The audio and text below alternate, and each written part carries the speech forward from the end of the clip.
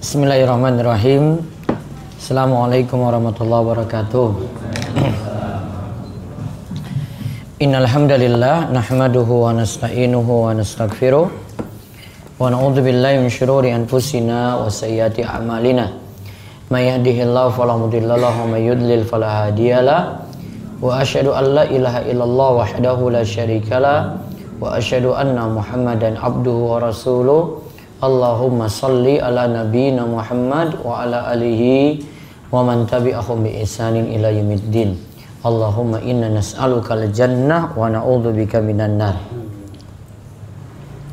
Segala puji kita panjatkan pada Allah, salawat dan salam semoga tercurah pada Nabi besar kita Muhammad sallallahu alaihi wasallam. Baik, malam ini kita kembali mengkaji hadis dari kitab Riyadhus Shalihin, masih dalam bab tahrimu zulmi wal amru bi raddil mazalim.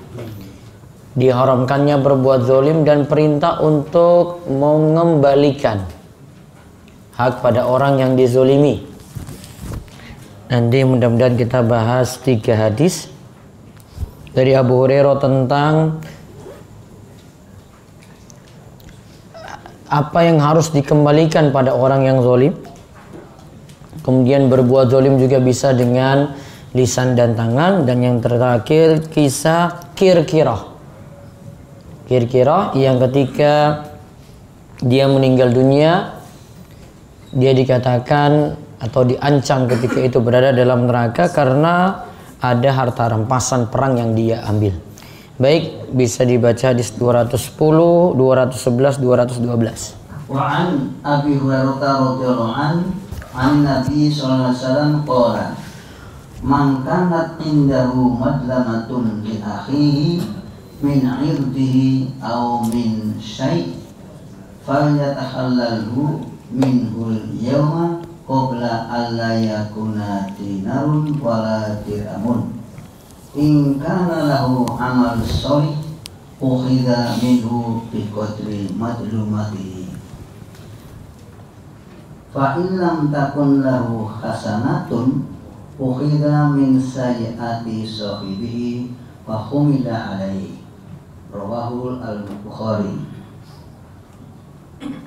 Artinya, dari Abu Hurairah radhiyallahu an, Nabi SAW bersabda, barang siapa yang pernah berbuat zalim kepada saudaranya, baik itu berkenaan dengan kehormatannya maupun selainnya, hendaklah ia meminta kehalalannya pada hari ini atau dunia ini sebelum tidak lakunya dinar dan dirham. Jika tidak, apabila yang menganiaya itu mempunyai amal soleh, diambillah dari amal solehnya itu sekedar untuk melunasi penganiayaannya. Adapun jika tidak mempunyai kebaikan sama sekali, maka diambillah dari keburukan orang yang dianiayanya itu, lalu dibebankan kepada yang menganiayanya tadi. Hadis Bukhari. Penjelasan. Nah, langsung lompat ke hadis 212. Wa an Abdillah ibni Amr bin As radhiyallahu anhu an Nabi sallallahu alaihi wasallam qol al-muslimu man salimal muslimuna min lisanihi wa yadihi wal muhajiru man hajara ma na'allahu anhu muttafaqun alaih. Artinya, dari Abdullah bin Amr bin As radhiyallahu anhu, Nabi SAW bersabda, yang disebut seorang muslim adalah jika orang-orang Islam lainnya bisa selamat dari kejahatan lisan dan tangannya, dan orang yang berhijrah adalah orang yang meninggalkan apa saja yang dilarang oleh Allah Ta'ala. Muttafaqun alaih. Bukhari 10, Muslim 64/40. Yang ketiga, wa anhu radhiyallahu anhu qol kana ala sakirin nabiyyi sallallahu alaihi wasallam rajulun yuqalu lahu kiratu famata faqol Rasulullah SAW huwa finnar fadhabu yang turuna ilaih fawajadu aba'atan qad ghallaha rawahul Bukhari. Artinya Abdullah bin Amr bin As radhiyallahu anhu berkata, Kirkirah adalah orang yang menjaga perbekalan Nabi SAW yang kemudian meninggal dunia. Rasulullah SAW pun bersabda, tempatnya di dalam neraka. Para sahabat lalu pergi melihat orang yang meninggal tersebut. Mereka ingin mengetahui apabila apakah dia masuk neraka, ke dalam neraka. Kemudian mereka menemukan sebuah baju kurung yang dikhianatinya, yakni disembunyikannya dari hasil rampasan peperangan yang semestinya dikumpulkan. Hadis riwayat Bukhari nomor 3074. Sudah. Pun. Baik, ada 3 hadis yang kita bahas. Yang pertama tentang mengembalikan hak dari orang yang dizolimi. Ini sesuai dengan judul bab. Jadi bukan hanya diharamkan zalim, namun kalau itu barang dia ambil, dia kembalikan. Kalau itu kaitan dengan kehormatan, dia injak-injak, ya dia minta maaf. Ya, pokoknya urusannya diselesaikan. Sini hadisnya dari Abu Hurairah dari Nabi Shallallahu Alaihi Wasallam, "Man kanat indahu maslamatun li akhihi." Siapa yang punya hak pada saudaranya, di mana dia zalimi di situ kehormatan atau sesuatu, fal yatahallal minhu, maka dia minta kehalalannya. Artinya masalah itu dia selesaikan. Yastabri idzimatahu minhu bi adahi au bi afwihi. Berarti dia minta supaya masalah ini selesai, yastabri, menyelesaikannya dengan dia, kalau itu sesuatu yang mesti dibayar, yo bayar, atau bi afwihi, minta maaf. Ada 2 caranya ya minta halal. Minta kehalalan di sini ada 2. Yang pertama diselesaikan atau dibayar,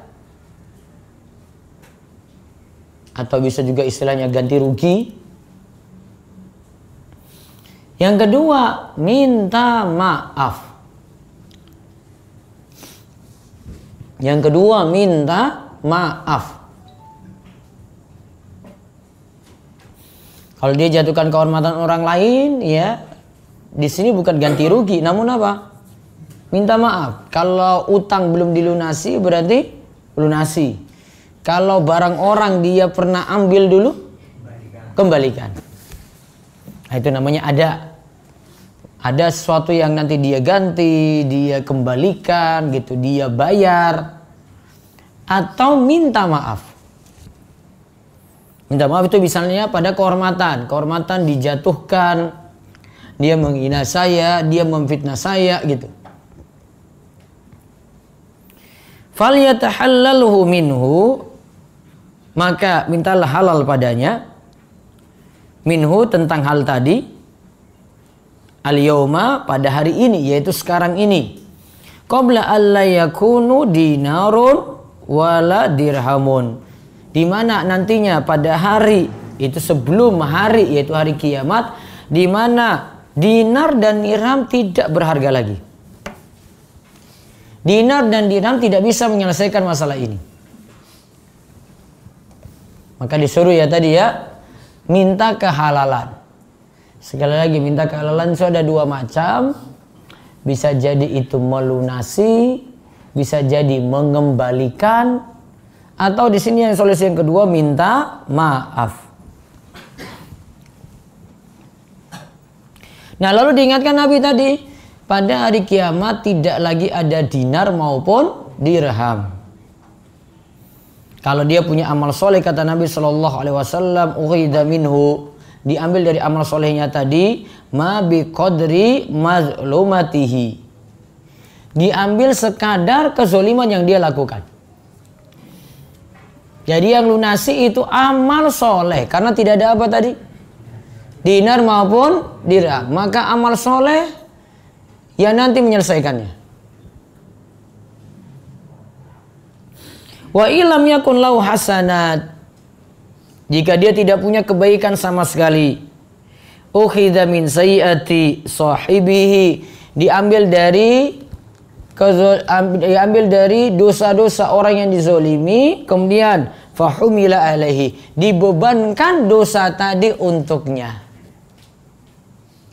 Padahal dosa ini bukan dia lakukan sendiri kan, namun dosa orang lain. Karena tadi masalahnya belum diselesaikan, maka diambil tadi kesalahan-kesalahan orang lain, kemudian dia dibebankan dosa tersebut. Kesimpulannya, faedah yang bisa ditarik dari hadis ini adalah diharamkannya kezoliman. Pertama, diharamkannya kezoliman.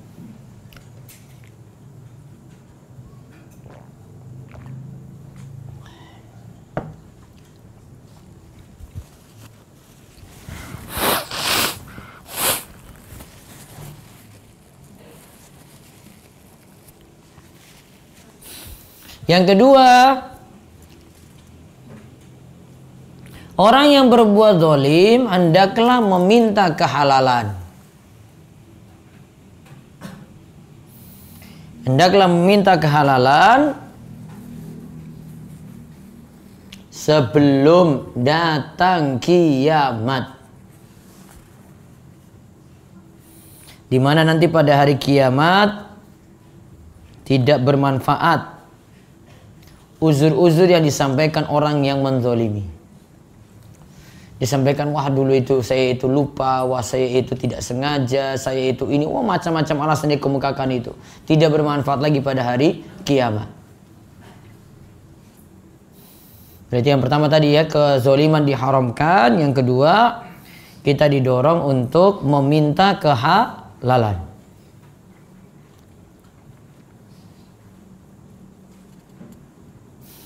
Kemudian faedah yang berikutnya lagi,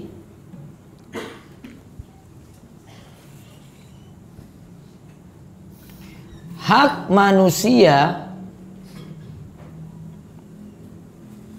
jika dituntut, hak manusia jika dituntut, itu tidak cukup dengan kita meminta maaf pada Allah. Ya kan, ini kan masalahnya dengan manusia ya. Jika ada yang menuntut tadi hak manusia, maka tidak cukup meminta ampunan pada Allah. Yang dilakukan adalah mengembalikan pada yang punya. Mengembalikan pada yang punya. Contoh misalnya ya, bayar utang. Utangnya belum dibayar, gak cukup dia perbanyak tobat, perbanyak istighfar. Jadi dia istighfar, astagfirullah, utang ini saya belum lunas ini. Ya, terus astagfirullah, terus dia pokoknya setiap hari astagfirullah terus. Itu belum mencukupi. Sampai apa? Utangnya dilunasi. Maka dengan perbanyak istighfar saja belum cukup. Minta kehalalan dari yang punya utang tadi. Kalau dia minta tetap uangnya diganti, ya berarti diganti. Kalau dengan minta maaf saja, karena mungkin kita tidak bisa mampu lagi melunasinya dengan minta maaf, sudah dihalalkan oleh dia, maka jadi halal. Jadi ingat ya, urusan sesama manusia tidak dicukupkan dengan tobat saja, minta ampun pada Allah. Maka masalah itu harus diselesaikan. Berarti tadi kalau itu tidak cukup dengan istighfar pada Allah, maka kalimat, kalau misalnya tadi ya, dia tetap dituntut untuk ganti, nggak cukup dengan kalimat maaf juga, berarti tidak cukup dengan kalimat afwan akhi. Tidak cukup dengan kalimat itu. Afwan akhi, terus saya sudah tobat pada Allah. Kalau ini minta ganti rugi, bayar itu tetap bayar.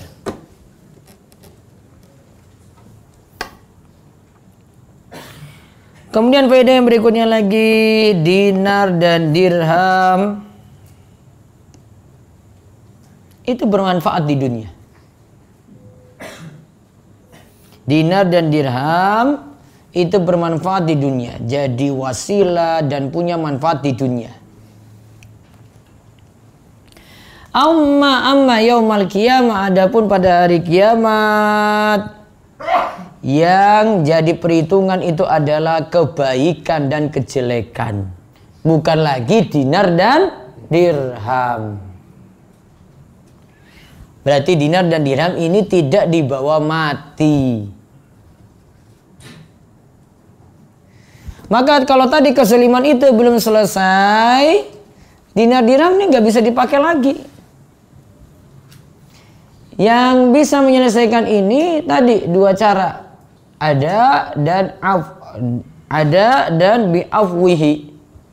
bi'afwihi, yaitu dengan menunaikannya atau dengan minta maaf. Ya, dengan bentuk pemaafan dari orang lain tadi, maka selesai. Dinar dirham tidak lagi bermanfaat pada hari kiamat.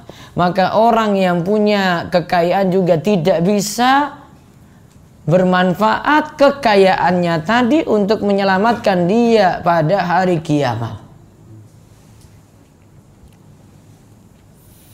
Kemudian faedah yang lainnya lagi, kebaikan dan kejelekan ditimbang pada hari kiamat, ditimbang pada hari kiamat dan dibandingkan dengan kezaliman yang pernah diperbuat.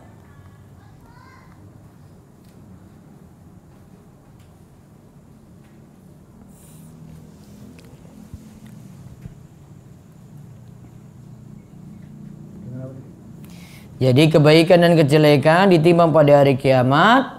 Terus apa tadi? Dibandingkan dengan apa tadi? Lalu dibandingkan dengan kezaliman yang pernah diperbuat. Jadi ini kebaikan, kejelekannya ada zalim juga di sini. Nah, ada kebaikannya di sini dipakai dulu untuk mengatasi kezaliman yang dulu pernah diperbuat. Nah, baru masalahnya itu dianggap selesai. Dan dari kalimat ini juga berarti kebaikan dan kejelekan akan ditimbang pada hari kiamat. Di mawazin, di dalam mawazin, daun timbangan. Itu akan ditimbang pada hari kiamat.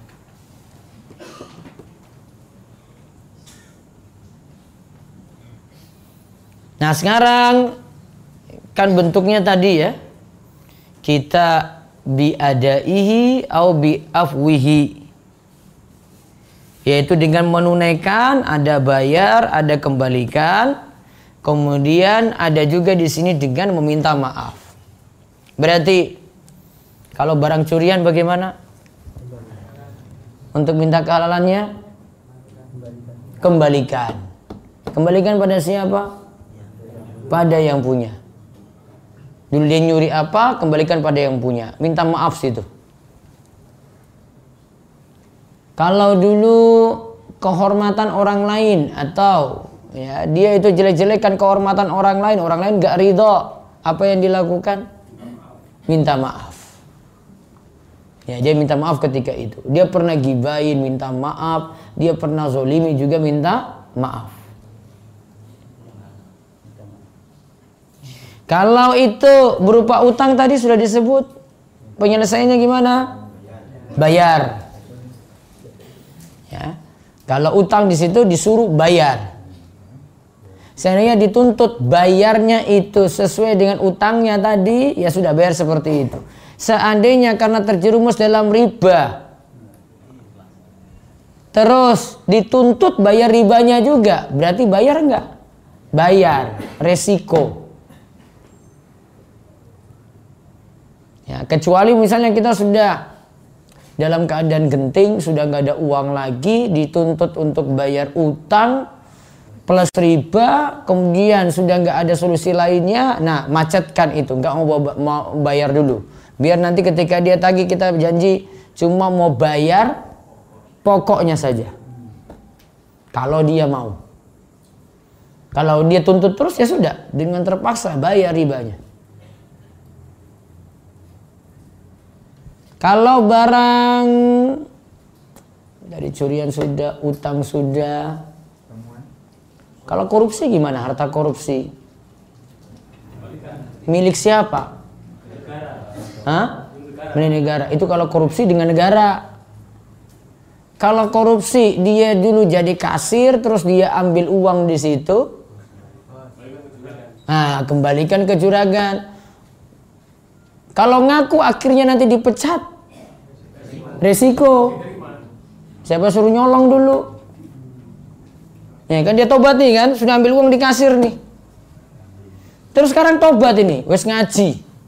Pas malam ini lagi hadir gitu misalnya. Nah. Ya, terus dia urusan dengan majikannya dia ingat dulu. Ya Allah, dulu itu harusnya saya itu ya kembalikan ada 100.000 itu saya bawa. Ya, saya nggak lapor itu. Nah, solusinya apa? Kembalikan 100.000 tadi. Kalau dikembalikan kok malah dipecat, siap. Gimana lagi? Karena resiko. Ya, Ustadz saya kembalikan diam-diam ya Ustadz ya. Oh nggak bisa, kamu nggak selesaikan masalah itu berarti. Kalau dulu pernah ngambil gorengan, pernah saya sebut kan? Ya. Ambil 5 bayar 2. Berarti bagaimana solusinya? Nah, cari itu yang dulu penjual gorengan ini siapa? Oh, Ustadz pun sepuh Ustadz di rumah terus. Iya minta maaf sama si Mbah tadi. Hitung gorengannya dulu berapa? Kalau total ya, kalau lupa ya itu masalahnya kalau lupa itu. Taruhlah ada 50 gorengan gitu. Ya sudah dia bayar itu 50 gorengan itu harga dulu itu berapa? Kalau lupa minta maaf. Mbah, lo mohon maaf Mbah, dulu ini yang biasanya gorenganmu kurang yo kulo yo Mbah. Satu hari ya berarti 3 gorengan itu saya ambil. Kalau bakulnya sudah meninggal? Ya kalau bakulnya sudah meninggalnya ini urusan lain lagi ini. Kalau bakulnya sudah meninggal berarti ada ahli waris kan? Nah bayar sama ahli warisnya. Kalau sudah nggak diketahui lagi berarti uang tadi disodakohkan atas nama Simbah tadi yang jualan gorengan. Itu. Waduh, berat banget ini Ustadz.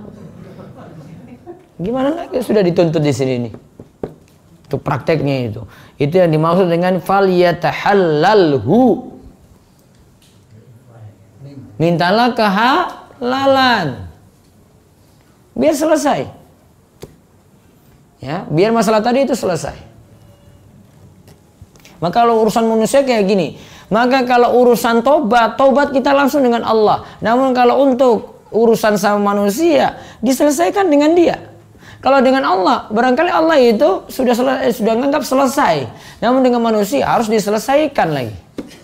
Nah itu untuk hadis 210. Sekarang lihat hadis 211. Ini tentang berbuat zalim lagi dengan tangan dan lisan.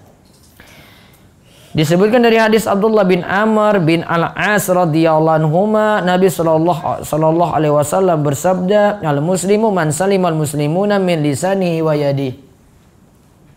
Muslim itu tidak ganggu muslim lainnya dengan tangan dan dengan lisan dan tangannya. Wal muhajiru man hajara manahallahu. Yang disebut muhajir itu adalah yang hajaro. Hajaro itu artinya meninggalkan. Meninggalkan larangan-larangan Allah. Itu namanya muhajir. Orang yang berhijrah. Lihat di sini, ini disebut sifat muslim. Maka muslim yang benar seperti yang disebutkan dalam hadis ini, al-muslimu man salimal muslimuna min lisanihi wa yadi. Muslim yang baik itu tidak ganggu orang lain dengan lisan dan tangannya.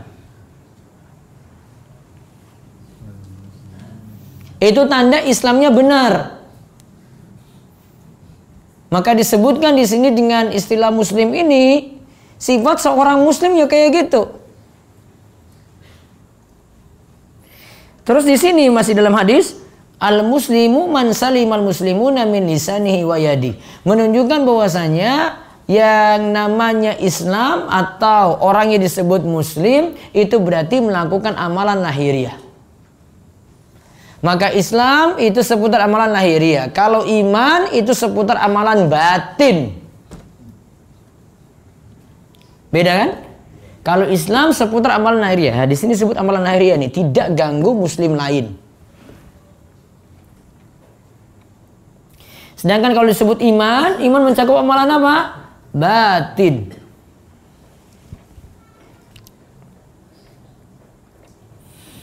Maka faedah yang bisa diambil dari hadis ini, kata si Salim bin Id Al-Hilali, afdolul muslimina wa akmalul mu'minin man adda huquqallahi ta'ala wa huquqal muslimin. Muslim yang paling baik dan sempurna imannya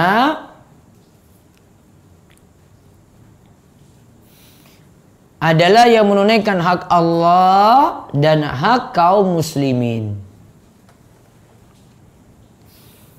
Yang menunaikan hak Allah dan kaum muslimin. Jadi bukan hanya muslim itu mementingkan ibadah saja pada Allah.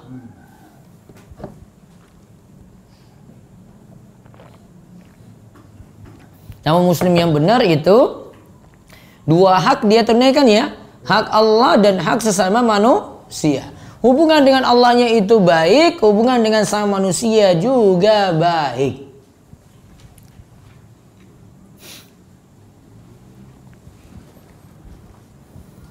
Terus faedah yang kedua, karena di dalam hadis ini disebut orang yang melampaui batas dengan tangan dan lisan. Berarti di sini al-i'tida'u qad yakunu fi'lan aw qawlan.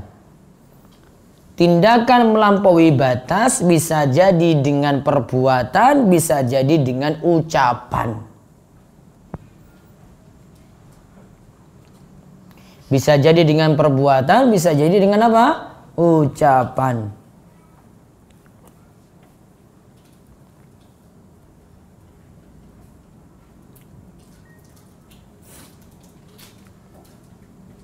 Dan lihat di sini ya, ini dengan lisan berarti dengan ucapan, wayadihi dengan tangan berarti dengan perbuatan.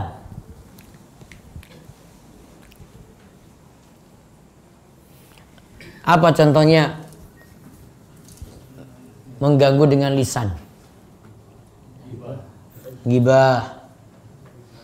Rasani ya, apalagi memfitnah berarti menyatakan orang lain tanpa ada bukti. Terus 3, mencela. Wailul likulli humazatil lumazah. Celakalah yang disebutkan dalam ayat itu setiap yang humazah dan lumazah. Humazah itu artinya menurut sebagian ahli tafsir mencela orang lain di depannya langsung.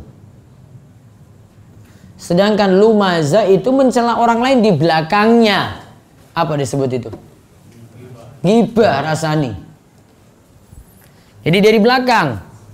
Maka humazah itu mencelanya dari depan, lumazah itu mencelanya dari belakang. Nah, itu termasuk tidak menjaga lisan, ganggu orang lain dengan lisan. Kemudian di sini disebutkan juga dengan tangan. Tangan di sini maksudnya perbuatannya. Kalau dengan tangan contoh apa? Menganiaya, mukul, apalagi? Hah? Mencuri dengan tangannya. Apalagi? Bisa jadi dengan punya sesuatu namun ganggu orang. Contoh, Anjing yang boleh dipelihara anjing apa saja? Anjing. Hah? Anjing berburu yang digunakan untuk berburu, anjing lagi. Anjing untuk apa? Jaga hewan ternak. Yang ketiga, anjing untuk jaga tanaman. Hewan ternak, tanaman, berburu. Kalau anjing pelacak? Boleh nggak?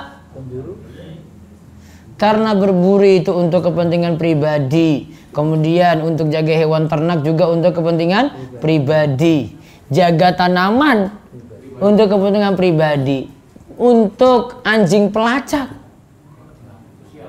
kebutuhan umum, kebutuhan orang banyak. Maka kalau beranjing berburu saja boleh, maka anjing pelacak lebih boleh lagi. Nah, sekarang ingin saya jelaskan gimana anjing untuk jaga rumah. Boleh atau tidak? Boleh atau tidak? Anjing untuk jaga rumah. Boleh, tapi jangan di dalam rumah. Boleh, namun jangan di dalam rumah. Toib, dalilnya. Di luar rumah. Merondanya aja itu. Kalau ada orang asing, Itu tadi. Kalau ada orang asing, toib, digonggong kan? Ya. Sekarang pertanyaannya, apa semua orang yang nggak dia kenal dia gonggong? Dia guguk? Enggak. Tetangganya sendiri dia perlukan kayak gitu nggak si anjing itu? Ya atau tidak? Iya. Coba sekarang kalau anjing itu lepas, tetangganya sendiri samping rumah dikejar nggak? Bisa nggak? Bisa. Iya kan?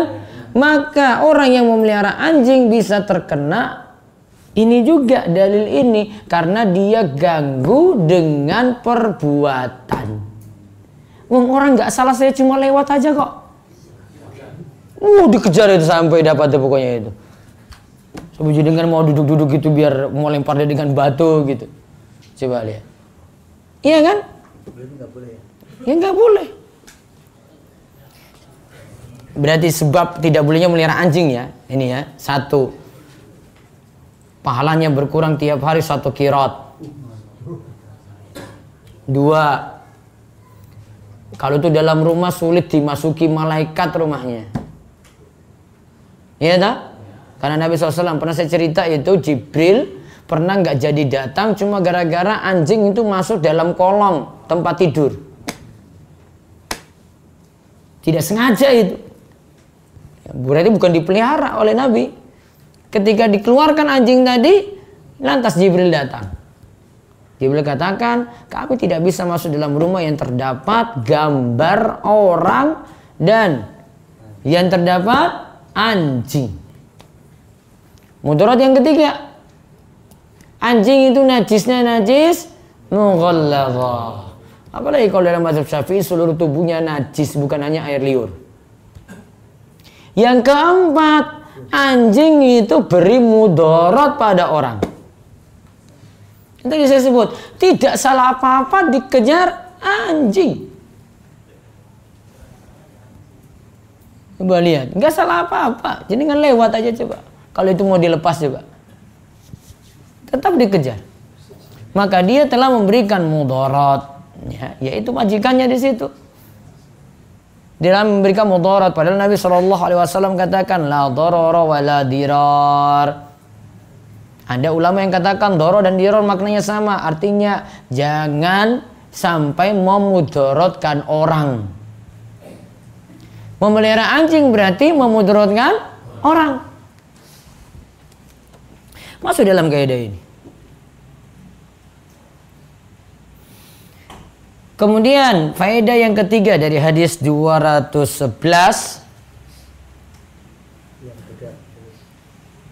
hendaklah kita itu meninggalkan maksiat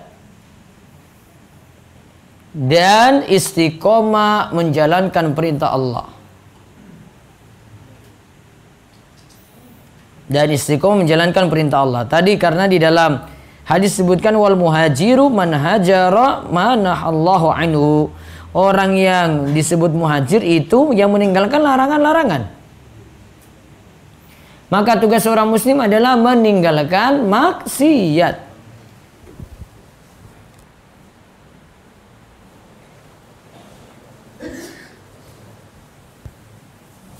Kemudian ada faedah bagus lagi dari Syekh Salim bin Id al-Hilali. Beliau katakan, man ahsana ta'amula ma'a rabbih labudda ayyusinal mu'amala ma ikhwanil muslimin. Siapa saja yang ingin dianggap berbuat baik kepada Allah, maka dia berbuat baik kepada sesama saudara muslim.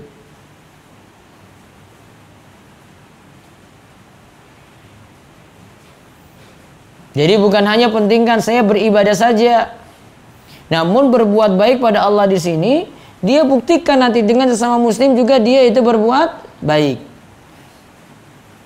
Kata Syekh Salim, li'annal imana yusmirul amal as-salih wal qaul at-thayyiba. Karena yang namanya iman itu membuahkan amal soleh dan ucapan yang thayyib, ucapan yang baik.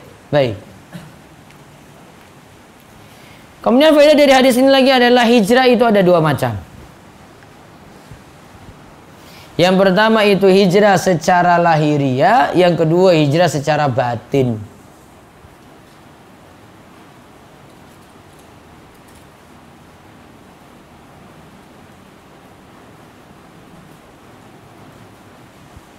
Nah, di sini disebutkan hijrah secara lahiriah. Lihat ya, tadi kan hijrah itu artinya meninggalkan larangan Allah ya. Hijrah secara lahiriah itu adalah meninggalkan berbagai macam fitnah. Dan di antara bentuknya adalah berpindah dari negeri kafir ke negeri muslim.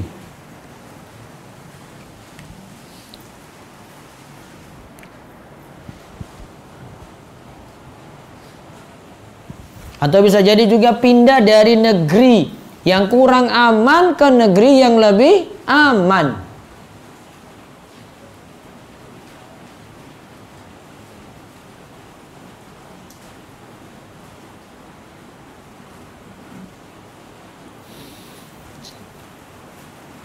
Kemudian yang kedua adalah hijrah secara batin.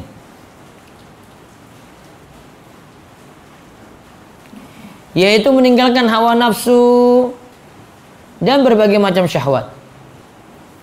Yaitu meninggalkan hawa nafsu dan berbagai macam syahwat.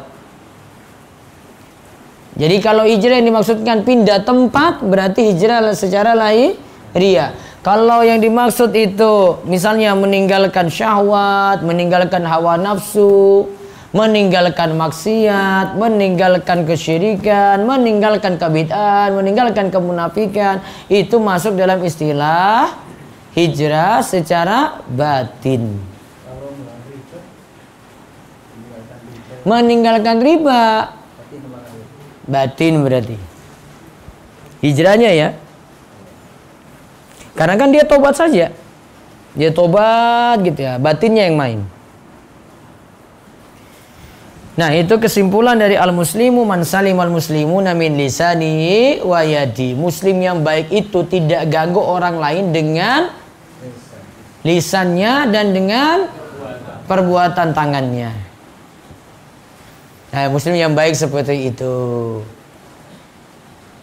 Terus yang terakhir yaitu hadis dari sama dengan sebelumnya ya, Abdullah bin Amr bin Al-As radhiyallahu anhuma, ia berkata kana ala sakalin Nabi sallallahu alaihi wasallam rajulun yuqalu lahu Kirkirah. Yaitu di masa Nabi sallallahu alaihi wasallam ada orang yang bernama Kirkirah.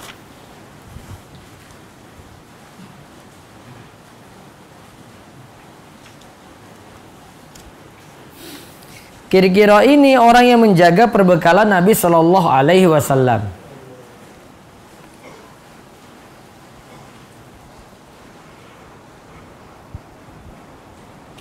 Nah, orang ini lantas mati. Maka Rasulullah Shallallahu Alaihi Wasallam bertanya, wa finnar. Rasulullah SAW menyatakan wa finnar. Dia itu berada di neraka. Padahal amal baiknya apa tadi? Menjaga perbekalan Nabi Shallallahu Alaihi Wasallam. Kira-kira lanang ya? Kok ada tak marbutoh? Hah? Hamzatu itu tak marbutoh. Hamzah. Kalau nama itu nama laki-laki ada tak marbutohnya, tidak boleh ditanwin. Enggak ditanwin toh? Kir-kiratu.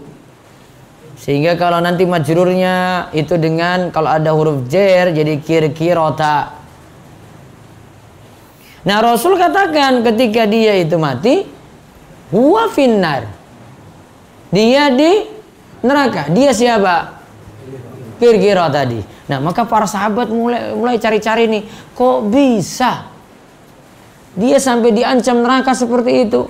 Maka mereka itu mereka pergi yanzuruna ilai, cari-cari itu kir-kira, fawajadu, maka mereka dapati abaatan, ada abaah, ini pakaian ya.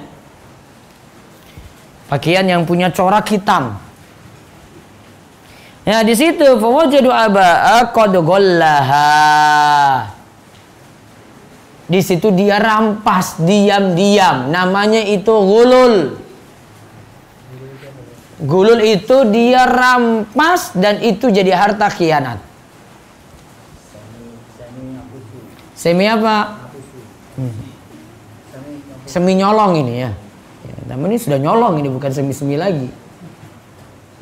Ini sama dengan yang kemarin, namun kalau kemarin itu tips. Kalau ini dia nyolong diam-diam.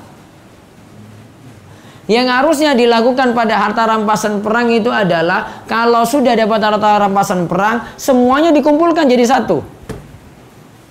Baru kemudian dilakukan pembagian. Namun yang namanya watak manusia itu dia gak mau kumpul jadi satu. Nanti sayang ada harta yang berharga gak jadi milik dia karena nanti diacak. Sifat kita kan kayak gitu juga. Coba lihat nih, kumpul jadi satu nih harta-harta tadi. Paling nanti satu waktu nanti, ini mumpung ini bagus nih, nanti biar yang lainnya gak dapat nih. Ini mumpung, kalau kita mungkin zaman ini HP anyar nih. Diembat, diambil diam-diam. Nah, tadi harta rampasan perangnya diambil diam-diam. Nah, itu namanya gulul. Apa samanya dengan yang kemarin uang tips? Uang tips itu bagi seorang pegawai, apalagi pegawai negara, itu sama dengan gulul karena gaji untuk pegawai tadi itu diibaratkan seperti harta rampasan perang itu. Kalau dia ambil tips ini diam-diam padahal dia itu sudah digaji sebagai pegawai, dia ambil tips ini diam-diam, itu sama seperti harta rampasan tadi yang dikumpul diambil diam-diam. Maka titik kesamaannya ada, ngambilnya itu diam-diam atau khianat. Maka disebut apa? Ghulul. Maka gulul di sini dikatakan oleh Syekh Salim al-Hilali adalah al-khiyanatu wal akhdhu minal ghanaim qabla kismatiha, yaitu mengambil harta rampasan perang sebelum dibagi. Kan tadi tips itu ngambilnya diam-diam kan? Nah, padahal itu pekerjaannya. Maka ini juga sama disebut gulul karena ngambilnya itu diam. Kalau dulu harta rampasan perang sebelum di masa Nabi SAW, harta rampasan perang kalau nggak balik, karena semua harta rampasan perang itu nanti kena api dari langit. Kalau itu nggak balik, api nggak turun-turun. Karena dulu harta rampasan perang itu perbedaannya dengan kita. Kalau kita masih bisa manfaatkan. Kalau dulu harta rampasan perang tidak boleh dimanfaatkan sama sekali.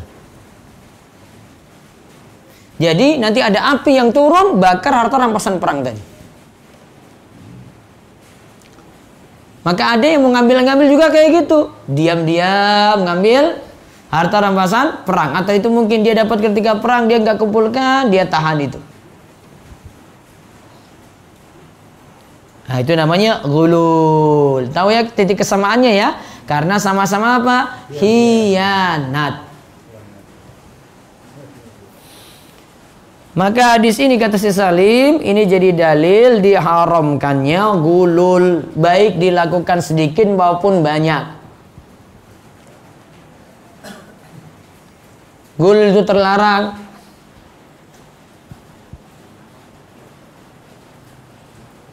Baik sedikit maupun banyak.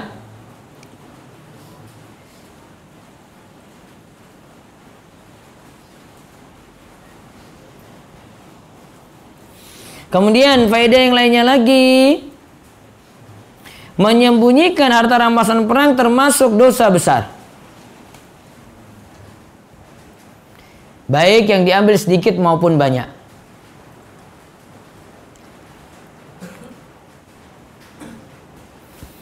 Berarti yang dilakukan oleh Kirkiro di sini perbuatan zolim nggak? Zolim atau tidak? Kemarin sudah jelaskannya, zolim juga diantara pengertiannya adalah mengambil sesuatu yang bukan haknya.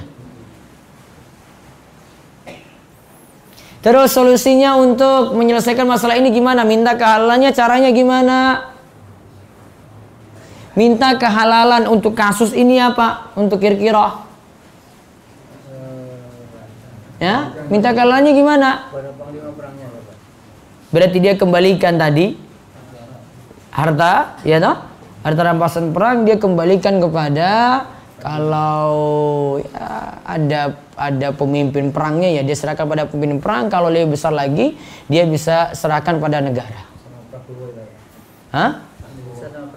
Belum bisa sama Pak Prabowo. Kenapa? Menteri Pertahanan. Enggak ya, langsung Pak Presiden berarti. Kok fanatik banget ya Pak?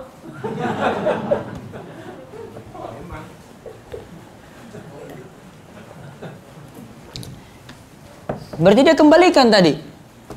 Ya, harta rampasan perang dia harus kembalikan. Kalau enggak jadi haram untuk dia.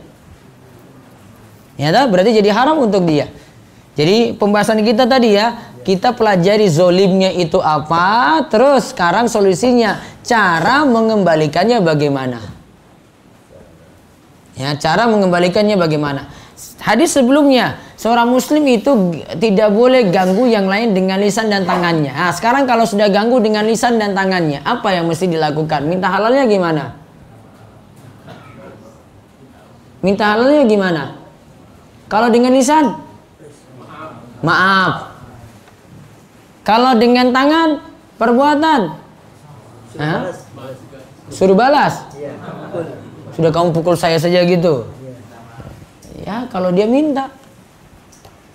Kalau enggak ya juga sama, meminta maaf. Kecuali kalau itu kaitannya dengan harta. Harta kembalikan kayak ini kasus 21, ini 2 nih hadisnya. Ya kan? Itu harus dikembalikan. Wallahu a'lam bishawab. Besok kita bahas hadis 213 biiznillah.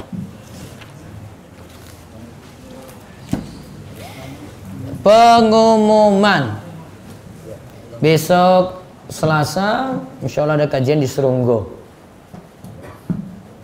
Habis jam 8 ya, mungkin jam 8 ya, setengah 9 baru bisa mulai itu, baru bisa nyampe kayaknya. Terus hari Sabtu besok itu malam Ahad Pahing. Insya Allah nanti kajian di Masjid Agung Bantul. Nanti temanya tentang Dajjal. Fitnah besar akhir zaman. Belum. Oh, Raus Jogja. Bukan, ini beda. Bukunya belum keluar kok. Baru dibahas besok. Insya Allah dibagikan buku gratis. Ada 400 buku mau dibagikan ba'dal maghrib sampai jam 8. Ya, buku terbatas. Telat ya wes. Bisa download bukunya juga di internet. Jika kasur terkena pipis anak, apakah lantas di sebelah kasur masih boleh untuk sholat? Dan bagaimana hukumnya jika baru pipis tapi masih kecium karena pakaian si bayi masih di dalam kamar? Dan bagaimana cara membersihkan kasur tadi? Apakah boleh cukup dengan mengganti spray saja? Kalau mengganti spray kan masih masuk lagi di kasurnya kan? Berarti solusinya untuk hilangkan dengan yakin adalah dijemur. Sambil dicuci biar lebih cepat lagi. Cuci terus sambil jemur. Kalau ganti spray saja gimana? Spray belum cukup, masih meresap nanti. Kalau spray taruh atas, kemudian kencingnya tadi masih kena nanti di situ, malah kena najis baru lagi. Maka tetap itu dicuci atau dikeringkan. Wallahu a'lam. Saya saling mencintai dengan seorang wanita, tetapi ternyata dia harus menikah dengan lelaki pilihan ibunya. Aduh, patah hati ini. Masih bolehkah atau berdosakah jika saya selalu berdoa untuk berjodoh dengannya lagi? Nggak boleh. Bu, jangan lagi jadi laki-laki cengeng gitu. Masih ada perempuan lain. Jadi laki-laki kok cuma dia saja gitu. Atau dia berdoa pada Allah, ya Allah pokoknya jodohnya dia saja, yang lain saya nggak mau ya Allah. Nggak boleh. Doa nggak boleh spesifik juga kayak gini, nggak boleh. Minta pokoknya yang terbaik dari Allah. Kalau sudah miliki yang lain ya sudah, cari yang lain. Jangan jadi laki-laki cengeng. Kayak gini kayak nggak ada perempuan lain saja. Ustaz, saya sudah cinta mati. Yuk cari yang lain lagi biar cinta mati pada yang lain. Dan Allah tahu kalau dia sudah nikah dengan yang lainnya memang bukan jodohmu. Dan Allah tahu mana yang terbaik. Siapa tahu kalau kamu nikah dengannya nanti ada masalah. Akhirnya Allah itu beri yang terbaik, nggak jadi. Diganti mudah-mudahan dengan yang lebih baik. Karena kalau pakai standar kita untuk nilai baik, standar kita menurut standar kita, kalau itu nggak baik, bisa jadi ujung-ujungnya nanti atau dibalik itu malah jeleknya yang kita temukan terus. Karena manusia cuma terbatas. Ini kayak ini bagian depan aja kita lihat, wah iki ayu. Ya toh? Belum lihat belakangnya. Maka lihat nanti sisi yang lainnya gitu. Oh ini mah nggak baik bagi saya. Di balik itu ada kebaikan. Pasti nanti Allah ganti dengan yang lebih baik. Mudah-mudahan dengan ngaji imannya tambah kuat. Ya, jadi jangan jadi orang yang nggak bisa move on terus. Harus move on segera. Gitu. Ada lagi? Jadi kesimpulan kita pertama tadi tentang kezoliman mesti dikembalikan dua cara minta kehalalannya. Apa saya tadi? Satu, dibayar ya toh, atau dikembalikan lagi. Yang kedua apa? Minta maaf. Di antara dua ini dipilih. Terus yang kedua, tadi yang hadis kedua, al-muslimu man salimal muslimuna min lisanihi wa yadi. Tidak boleh buat zolim dengan lisan dan tangan. Ya, terus yang ketiga tadi tentang kira-kira dia itu disiksa dalam neraka karena apa? Menyembunyikan harta rampasan perang. Disebut apa tadi? Gulul. Itu sama dengan pegawai negeri yang terima apa? Tips. Disebut juga gulul. Kenapa disebut gulul? Khianat. Ngambilnya diam-diam. Padahal dia sudah digaji. Wallahu alam, ini yang bisa kita bahas untuk kesempatan malam ini. Mudah-mudahan manfaat dan Allah memberikan kita taufik dan hidayah untuk terus istiqomah dan Allah memberikan kepada kita husnul khatimah. Demikian kita cukupkan, tutup dengan doa kafaratul majlis. Subhanakallahumma bihamdika asyhadu an la ilaha illa anta astaghfiruka wa atubu ilaik. Assalamualaikum warahmatullahi wabarakatuh.